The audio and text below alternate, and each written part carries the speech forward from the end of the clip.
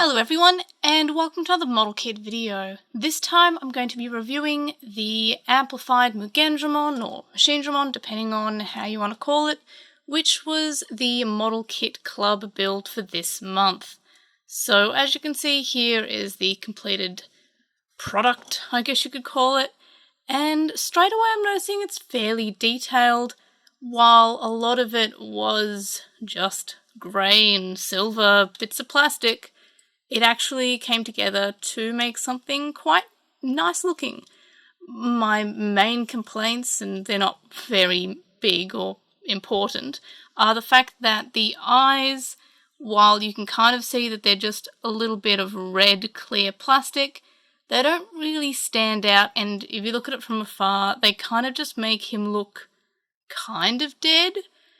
And the way that you put together the eyes is that they are this red plastic, but underneath the red plastic you put in this little, like a metallic silver sticker on the back of it. And you can see that on a lot of the clear plastic, how it just kind of shines.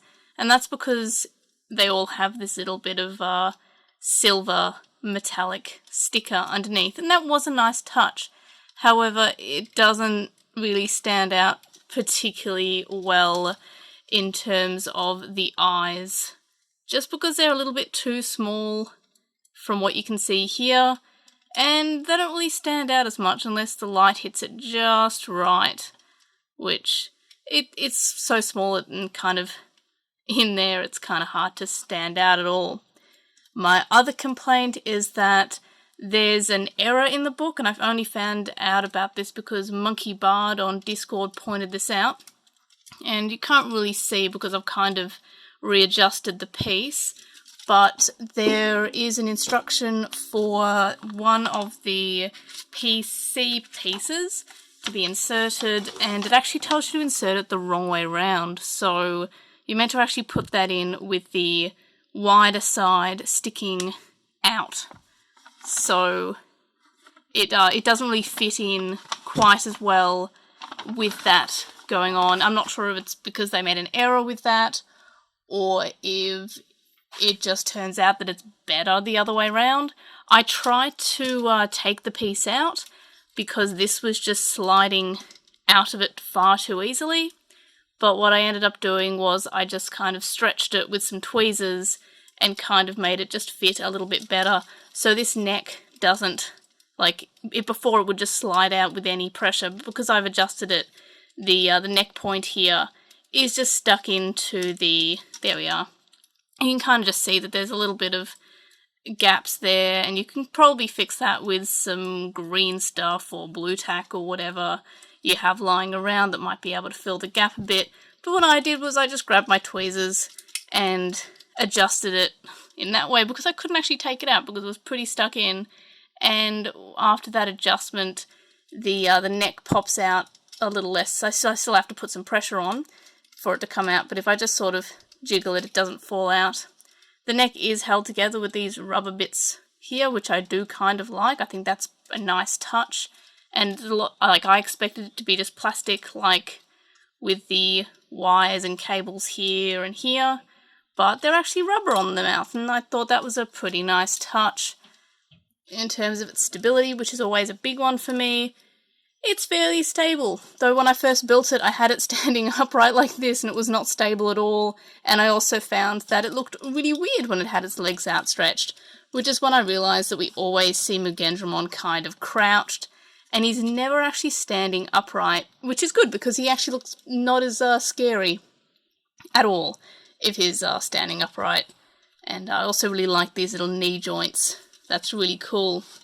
In terms of it, how difficult it was to build, it seemed very daunting and very difficult until I actually opened the box and realised that the box was just really oversized.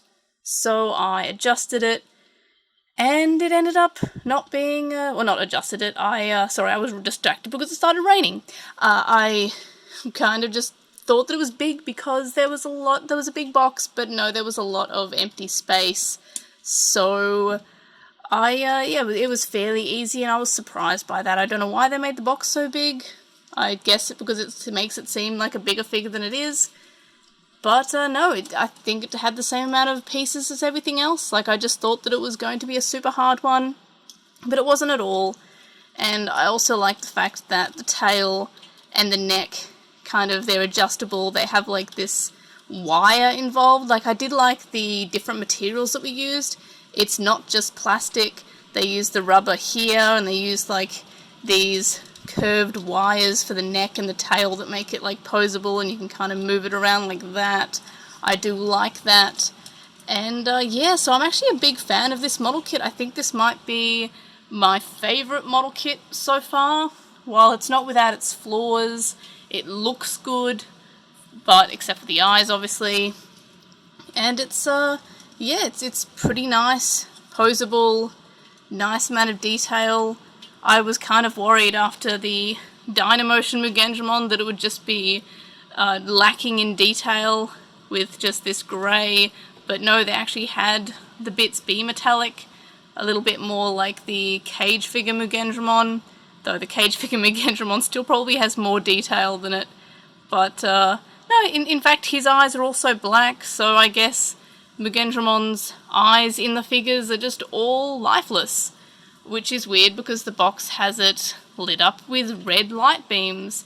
So maybe that's less of a complaint and more just me thinking that Mugendramon should have bright lit up eyes that sparkle. I don't know. But yeah, otherwise, big fan of this model kit. Probably my favourite Digimon one that I've built so far. It's not necessarily a difficult build. It's probably the same level of difficulty as the other ones. Maybe easier than the Dukemon Crimson Mode and the X-Anti... Not is it Dukemon Crimson Mode that I built? I can't remember. The one with the capes, like Omegamon X Antibody, that have that weird plastic cape. It's easier than those because it doesn't have that weird plastic cape. But yeah, so big fan of this. If you haven't built this model kit, or you haven't bought this model kit, I would recommend it. It's not a hard build, and it's pretty cool. Yeah, as I said, it's my favourite one, and it's actually stable. It doesn't have its parts falling apart, except for the neck issue that I mentioned earlier, but you can kind of organise that in a way that it doesn't fall out.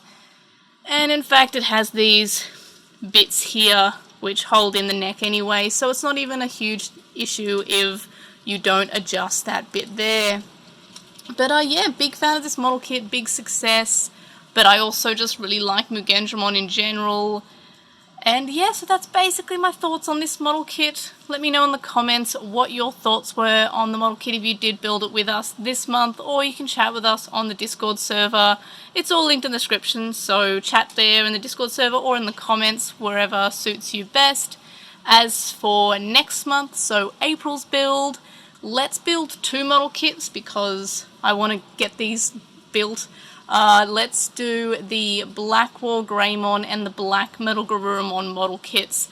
You don't have to do both, you can just choose one. I'm going to try to build both, and yeah, we'll see how that goes. So we're building 2 in April instead of the usual 1. So let us know what your favourite model kit that you've built so far is, also in the comments.